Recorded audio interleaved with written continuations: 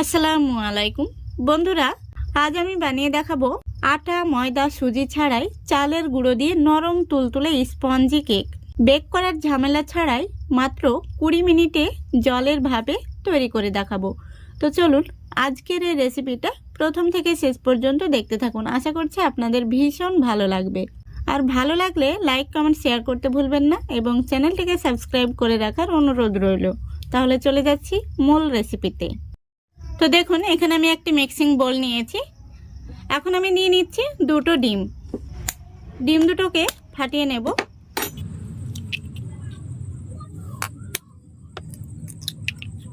এখন আমি স্বাদ মতো লবণ দিয়ে দিচ্ছি। এখন আমি একটি হ্যান্ড উইচ দিয়ে এই ডিমটাকে খুব ভালো করে ফেটে নেব। তো বন্ধুরা, ডিমটাকে খুব সুন্দর করে ফেটে নিতে হবে, তাহলে আমাদের কেকটা কিন্তু একদম নরম আর স্পঞ্জি তৈরি হবে। দেখুন বন্ধুরা, আমি ডিমটাকে খুব সুন্দর করে ফেটে নিয়েছি। এখন আমি এর মধ্যে দিয়ে দেব 2 টেবিল চামচ সাদা তেল। তেলটা দেওয়ার পরে আমি আবার খুব ভালো করে মিশিয়ে নিচ্ছি। দেখুন খুব ভালো করে মিশিয়ে নিয়েছি। এখন আমি এখানে দিয়ে দেব চিনি। তো এখানে আমি হাফ কাপ চিনি গুঁড়ো করে নিয়েছি। একসঙ্গে দেওয়া যাবে না, অল্প অল্প করে দিয়ে খুব ভালো করে মিশিয়ে নিতে হবে। দেখুন বন্ধুরা, চিনিটা দেওয়ার পরে আমি খুব সুন্দর করে মিশিয়ে নিয়েছি। এই দেখুন, এখন আমি এর মধ্যে দিয়ে দেব 1.5 কাপ চালের গুঁড়ো। তারপরে দিয়ে দিচ্ছি 2 টেবিল চামচ গুঁড়ো দুধ। তারপরে দিয়ে দিচ্ছি 1 টেবিল চামচ বেকিং পাউডার আর হাফ টেবিল চামচের অর্ধেক বেকিং সোডা। এখন আমি সবগুলো উপকরণ একটি হ্যান্ড উইচ দিয়ে খুব ভালো করে মিশিয়ে নেব।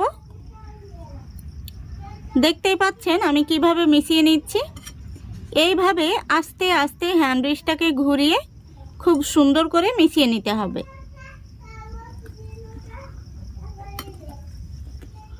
দেখতেই পাচ্ছেন আমি খুব সুন্দর করে মিশিয়ে নিয়েছি। এখন কিন্তু আমাদের ব্যাটারের ঘনত্বটা একদম ঘন রয়েছে।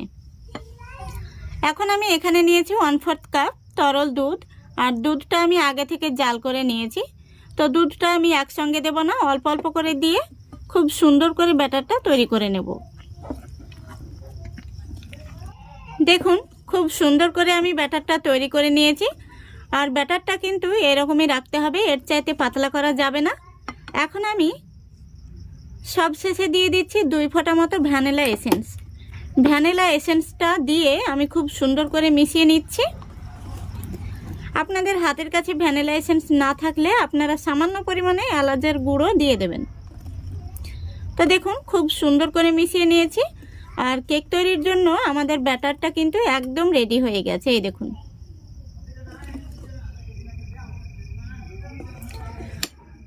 এখন আমি এটাকে একটা সাইডে রেখে দিচ্ছি। এখন আমি এখানে একটি বাটি নিয়ে নিচ্ছি, আর এই বাটির মধ্যে সামান্য পরিমাণে দিয়ে দিচ্ছি সাদা তেল। তো বন্ধুরা, এই কেকটা বানাতে কিন্তু কোনো রকম মোল্ডের প্রয়োজন পড়বে না, ঘরে থাকা যে কোনো স্টিলের বাটিতেই বানিয়ে নিতে পারবেন। এখন আমি এই ব্রাশ দিয়ে খুব ভালো করে তেলটাকে বাটির মধ্যে লাগিয়ে নিচ্ছি। দেখুন খুব ভালো করে আমি বাটির মধ্যে তেলটা লাগিয়ে নিয়েছি। আর এই বাটির মাপ করে আমি একটি সাদা কাগজ কেটে নিয়েছি। এখন আমি কাগজটা বসিয়ে দিয়ে তার উপরেও খুব ভালো করে তেল ব্রাশ করে নিচ্ছি। দেখুন বাটিটা কিন্তু আমাদের একদম রেডি হয়ে গেছে। এই দেখুন, এখন আমি কেকের ব্যাটারটা বাটির মধ্যে দিয়ে দেব।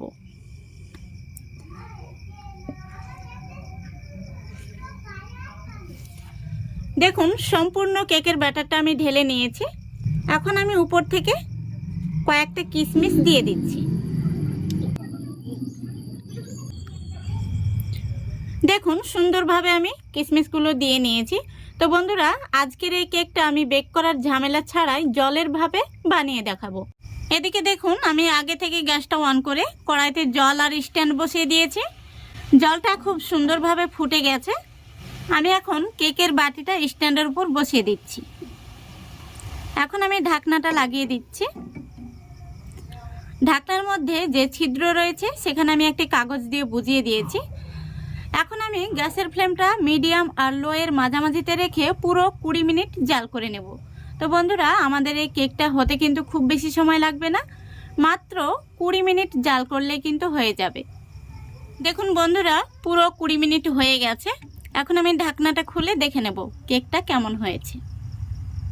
আলহামদুলিল্লাহ, দেখুন কেকটা কিন্তু দারুণ হয়েছে। এখন আমি গ্যাসটা অফ করে দিচ্ছি। কেকটা কিন্তু দেখেই বোঝা যাচ্ছে খুব সুন্দরভাবে হয়ে গেছে। তবুও আমি একটি কাঠি নিয়েছি, আপনাদের দেখিয়ে দিচ্ছি। এই দেখুন, কাঠিটা কিন্তু একদম পরিষ্কার বেরিয়েছে। এখন আমি বাটিটা নামিয়ে ঠান্ডা করে নেব। এই দেখুন। তো দেখুন বন্ধুরা, কেকটাকে আমি বের করে নিয়েছি আর দেখতে কত সুন্দর হয়েছে। এই দেখুন। এখন আমি কেকটা আপনাদের কেটেও দেখিয়ে দিচ্ছি ভেতর থেকে কেমন হয়েছে।